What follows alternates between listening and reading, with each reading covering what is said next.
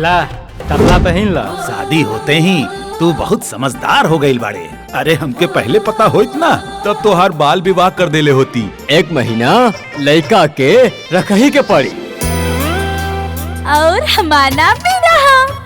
लागत भगवान सारा खूबसूरत लड़की के यही गाँव में भेज डाले बाना।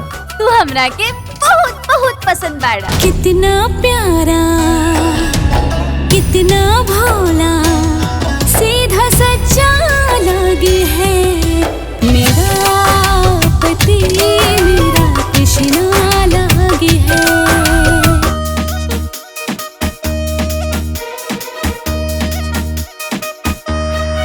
हमके तोहरा से प्यार हो गइल बा।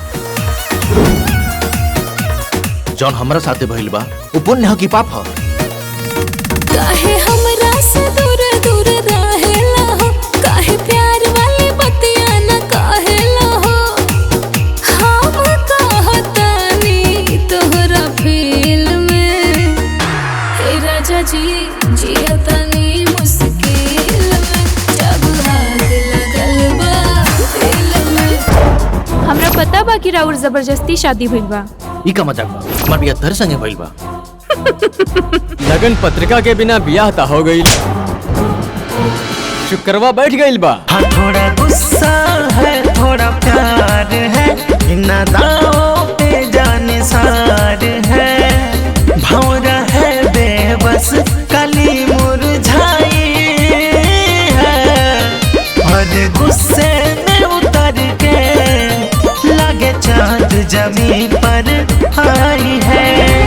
एक दुख सुख तोहार दुख सुख, फिर तू यहाँ से जाए के फैसला करिए।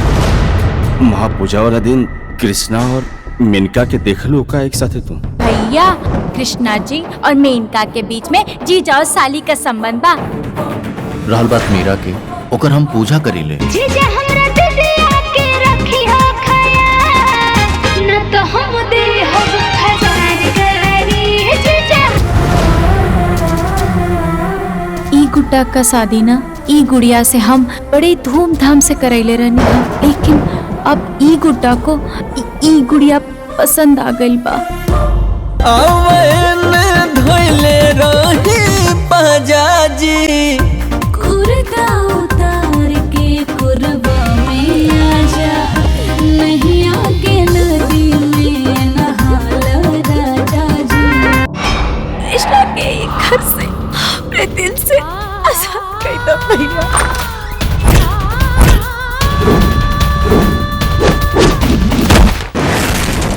देख ले लो अपन मर्द के शादी तोहरा से करके रासुकरा संग रचावे।